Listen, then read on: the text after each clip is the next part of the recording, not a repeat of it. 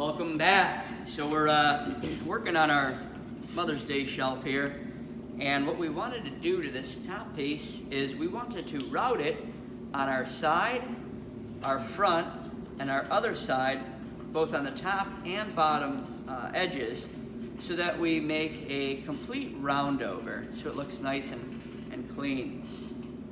In order to do that, who can tell me how thick is this piece of material here? Who wants to take a guess? Half an inch. Ooh, half an inch, pretty close. A little bit bigger. Quarter. Bigger.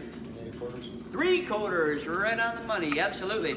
And we can confirm that by taking a tape measure, and yes sir, Bob, 3/4 of an inch. Now, if we want to route this half on this side and half on this side to get a full round over, we're going to use a round over bit, and we're going to use a bit that is half of this thickness. So we said it was 3/4. What is the halfway point, or the halfway of 3/4 of an inch? Center of that. What would that be? What's half of 3/4? 3/8. 3/8. How did you know that? Double the denominator. Double the denominator. Okay? So I happen to pick out a 3/8 round over bit right here.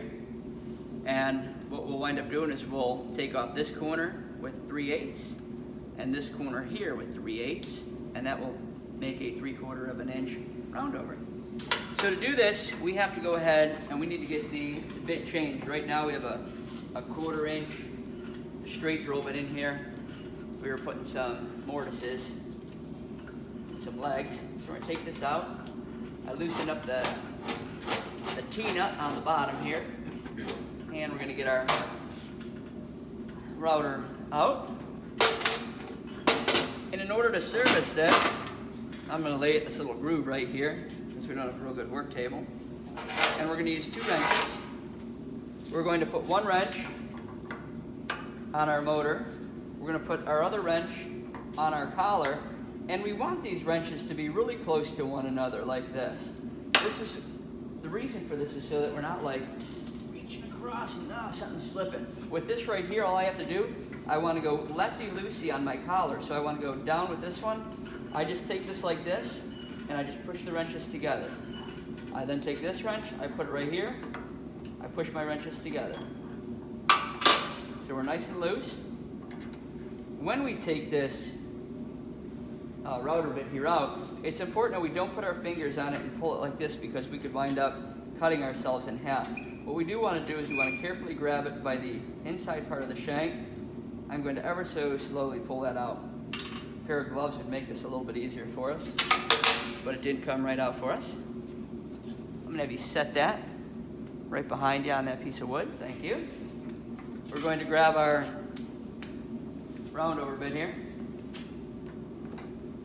We're going to put it in here about 3/4 of an inch deep. Tighten up our collar. We'll do the same thing on this side here, except now we're going to go the other way, because we want to pull these together.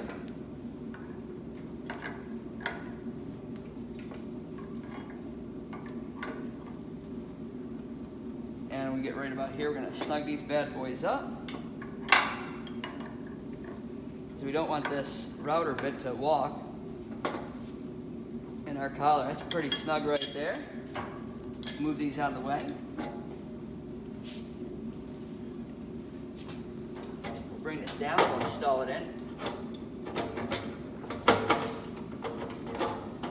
And we're going to set the height of this router bit so that this top collar, the top part of our router right here is flush with our table, right here. And we can take a ruler and confirm that. Or if we had an eagle eye, like myself, we can confirm that it's good just by doing that. All right, beautiful. The next thing we're going to do is we're going to set this backstop here forward so that the front side of this bearing is right in line with this.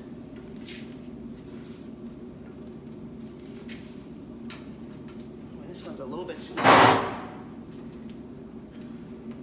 And by a little bit, I mean a lot. here's how I like to do this. I got a nice jointed edge right here, good and straight.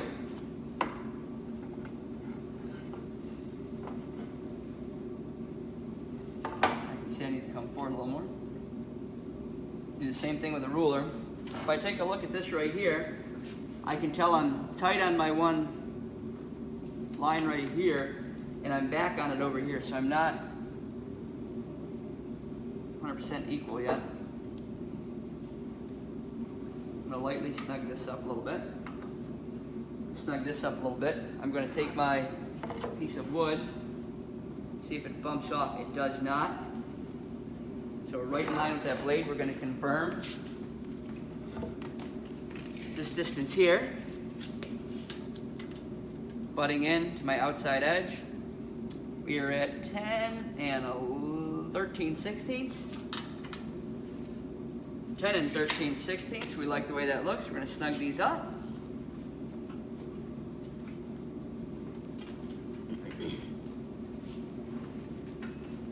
Confirm that my T-nut down here was tight. It is. We can then plug our power back in. Would you be able to turn on the dust collector for me? Back there, next to my door, the green button. Yeah. Make sure our gate's open for our dust collector. And when we go to route this, we want to route our front side and our two sides. Okay? The way that we're going to do this is we're going to pick our back side. Now, which one should be our back on this, you think? Why this one? All right, so it's pretty tricky to probably route down through that, isn't it? Yeah. So we're going to leave this as our back. What I like to do is I like to mark out the sides that I'm going to route. This one, and this one. So I'm going to make sure that my routed sides, my sides of my X's, face the router. Do I want to run this side through the router? No. This router, when we feed on the front side of it, is spinning in this direction. So that means that since it's spinning in this direction, if we were to feed it from this side, it would be forcing it that way. Rather than putting it in from this side and trying to fight it, we're going to push it in this way so that we have a little bit of resistance. I like to start doing this by starting with our non-routed side out. We're going to come in like this, right on down through. Then like this, right on down through. Then like this, right on down through. We then stop, turn it over, run this one right on down through, this one right on down through, and this one right on down through. And we're going to demonstrate that in just 1 minute. All right, so we're ready to route this bad boy here. We're going to start with our non-routed side out. We're going to turn it on. Everybody's got their glasses on. Yes, sir.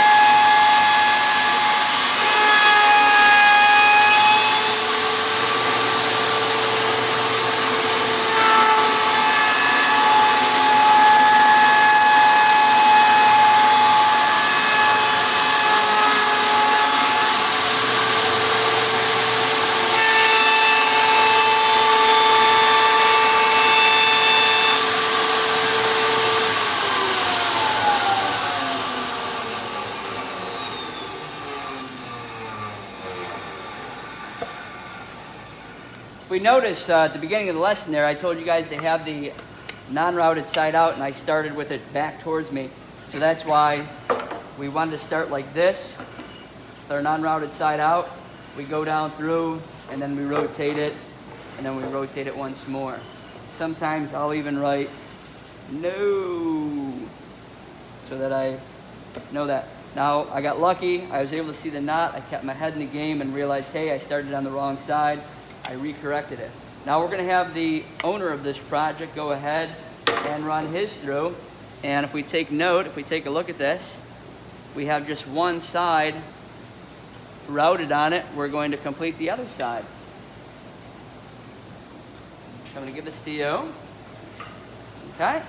And we're going to start with our, and I like to stand like right in this area here, because you're definitely going to want to have one hand here holding some pressure down, okay? And remember, we're holding it. We're not just keeping our hands on it. We're holding it. All right.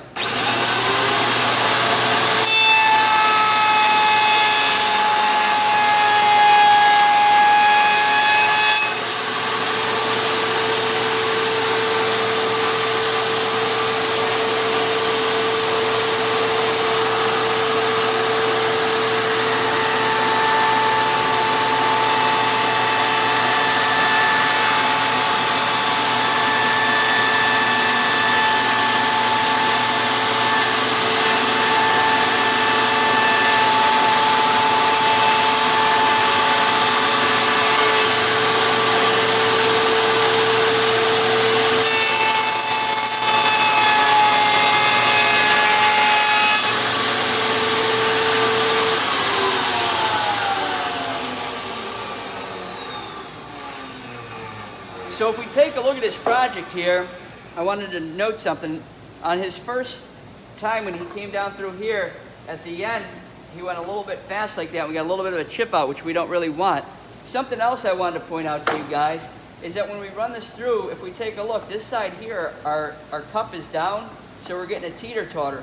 So when we run this through, we're forcing our pressure on this side of our board. And I'm going to show you that.